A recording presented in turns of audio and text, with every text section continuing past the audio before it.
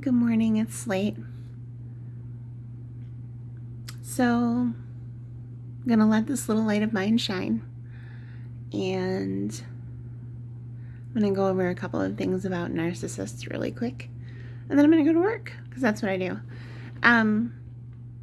When you are with a narcissist, when you hit something that they don't like, so let's say you ask them a question, and it should just be a normal question where they would be able to answer it.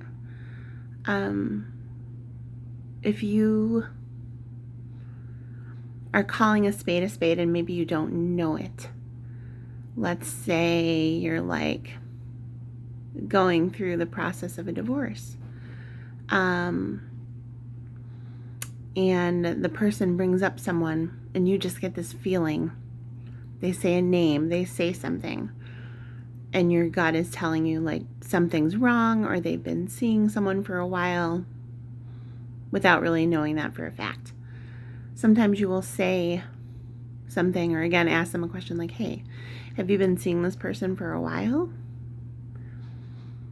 And if you've been with the narcissist for a while, a lot of times they will use a specific sentence when they don't like something you've said.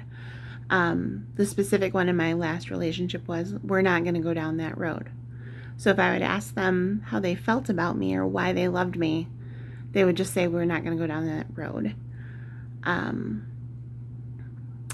I learned that when they would say that, to just stop asking them whatever it was, or to overly apologize or overly explain why I asked the question, because I've made them upset. And now at the end of it, a little bit recently, not super recent, but a while ago, I had asked them a question, and they had brought up that they had been talking to someone, and you could tell that they weren't happy with talking about this subject because they didn't want to talk to me about it. I realized after that the phrase that they used was when they were caught in a lie. And here's how I know. So I said, have you been seeing this person for a while? And they were like, we're not going down that road. I wouldn't date anybody. I'm not that guy. I'm not disrespectful. I'm a good guy, is what they replied with. And I was like, oh, okay. About 15 minutes after this discussion, and I'm going to call it a discussion because they, for once, were not screaming at me in that sentence, they didn't realize that their picture sharing was on for Google Photos. And after denying that they were even seeing someone or dating someone, I get a photo from Google Photos that they had shared unknowingly to me, because they forgot that their photo sharing was still on, of some woman's like bathing things in our bathtub. And we're talking like pure romance type of bathing things. So not something that could be like, oh, it's, their daughters, or it's someone else's, their moms, or a visitor that's not like family. Let's say that. It was like, no, that's definitely not my stuff, and that's definitely not family. So I received confirmation. But the point is that if they're using a specific phrase with you and you ask them a question and they get irritated, that's usually when you're catching them in a lie. So moral of the story, make good choices. If you ever have to ask someone why they love you and they get upset, they don't love you. You should never have to beg for breadcrumbs. You should never, ever have to beg for breadcrumbs, especially if you're married to someone. They're with you for ulterior motives. And I know that's a hard thing to hear, but I'm just trying to help anyone out there that might be dealing with this in their own life, to one, know that you're not alone, and that people unfortunately will shock you sometimes, even if they're close to you, to where you would think, oh, they would never do that to me.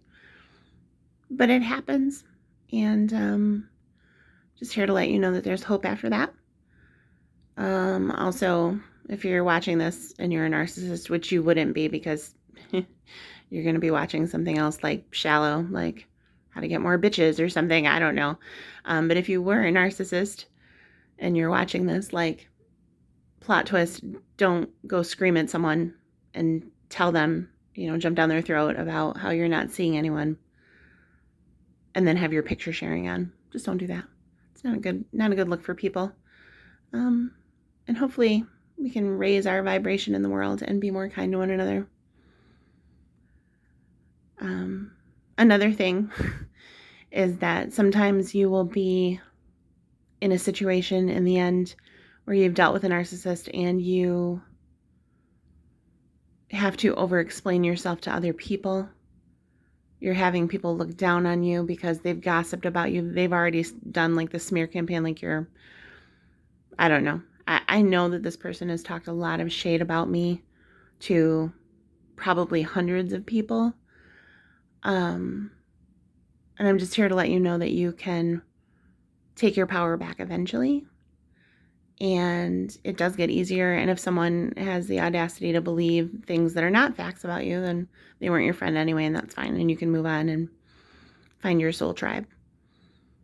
But love should be a safe space.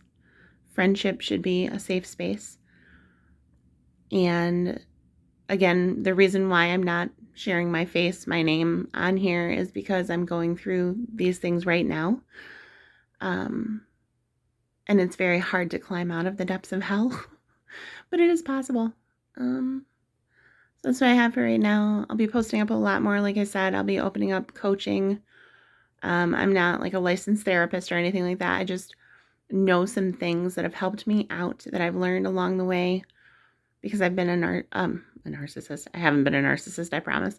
I've been like an empath all of my life, and I've self-abandoned to the point where it didn't even feel like I was living my life. And now, even though it's not the easiest thing in the world, things are getting a lot better. And it takes work, it takes fortitude, it takes dedication, it takes honesty. It takes a lot of things. But there is hope. And you can get out of abusive relationships, and you do not need to walk on eggshells every day or beg for breadcrumbs. So, love and light. Have an amazing day. That's it. Bye.